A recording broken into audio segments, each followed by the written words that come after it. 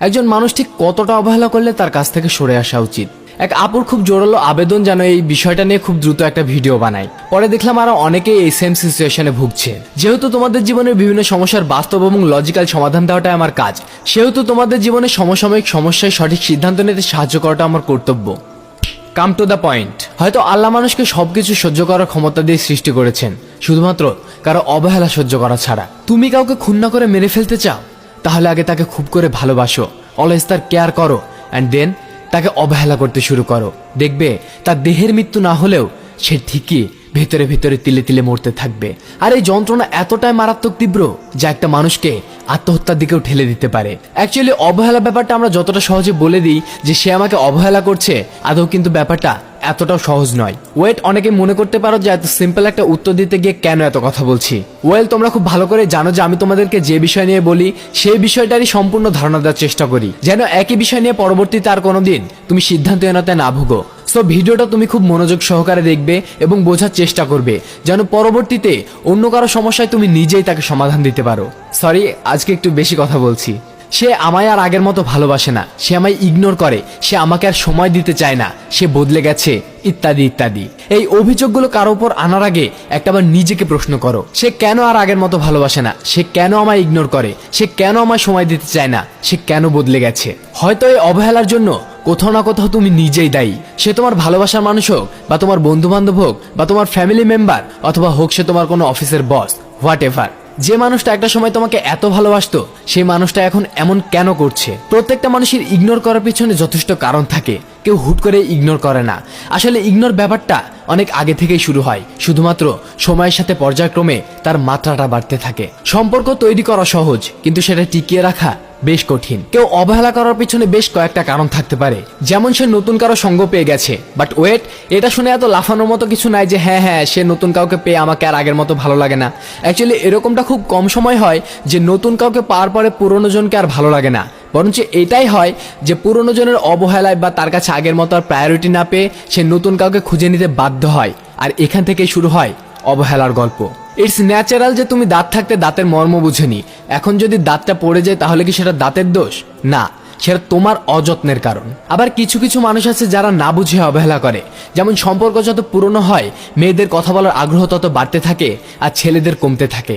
That means প্রত্যেকটা ছেলে, 99.99% ছেলেরা সম্পর্কে শুরুতে যতটা কেয়ারিং থাকে, সম্পর্ক পুরনো হওয়ার সাথে সাথে তাদের কেয়ারিং ব্যাপারটা কমতে থাকে। আর এটা স্বভাবতই প্রত্যেকটা ছেলেরই হয়ে থাকে। আর এমনই মেয়েরা স্বভাবতই হুট করে কোনো সম্পর্কে জড়ালেও তারা সম্পর্কে শুরুতে নিজের সবটা উজাড় করে দেয় না। তারা তাদের সঞ্চিত ভালোবাসা, মায়া, আদর, টান, অনুভূতি সবকিছু তাকে দিতে চায় যে তাকে সারা জীবন একইভাবে ভালোবাসবে। আর মিসআন্ডারস্ট্যান্ডিংটা এখানেই।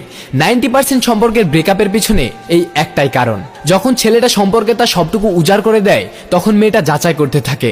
আর যখন মেয়েটা ভরসা করতে শুরু করে, তখন ছেলেটা এত ভালোবাসা, এত কেয়ার করার পরেও তেমন কোনো অ্যাপ্রোপ্রিয়েট ফিডব্যাক না পেয়ে ধৈর্য হারিয়ে ফেলে। যেখানে ছেলেদের ভালোবাসা শেষ হয়, সেখান থেকে মেয়েদের ভালোবাসা শুরু হয়। সেজন্য মেয়েদেরকে বলছি, আপু হ্যাঁ অবশ্যই কাউকে যাচাই করে তোমার সঞ্চিত প্রেমটুকু তার হাতে তুলে দেওয়া উচিত, কিন্তু সেই চক্করে এটা ভুলে যেও না যে অপর পাশের মানুষটা তোমার এই নিষ্ক্রিয় আচরণ কেমন লাগে। তুমিও একটু ইফোর্ট দাও, তার কেয়ারটাকে সম্মান করো। তুমিও একটু তার মন খারাপিতে তাকে হাসানোর চেষ্টা করো।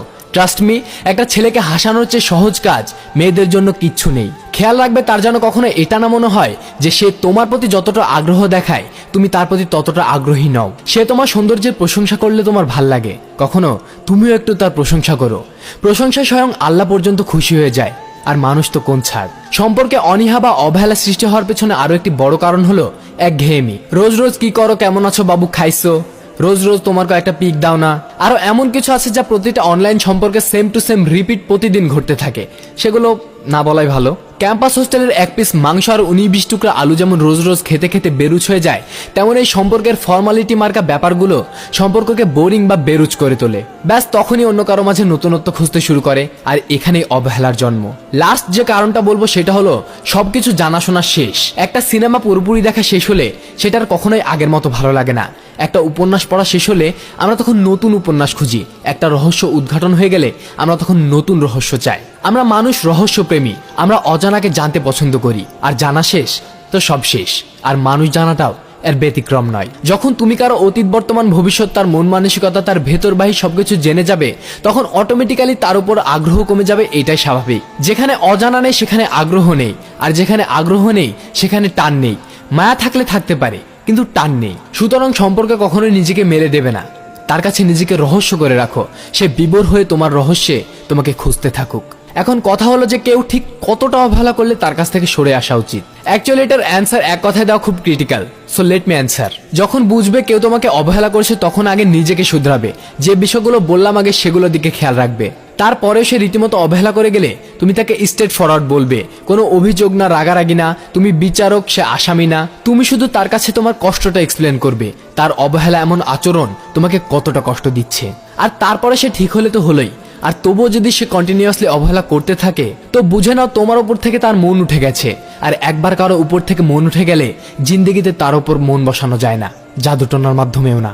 অতএব তুমি কোনো টু শব্দও করবে না। তুমি তার সাথে ব্রেকআপ করতে চাও বা এই সম্পর্কে থাকতে চাও না, অথবা কেন সে এমন করছে, অথবা একদিন সে আমার অভাব বুঝতে পারবে, এসব ডায়লগ দেওয়ার কোনো দরকার নাই।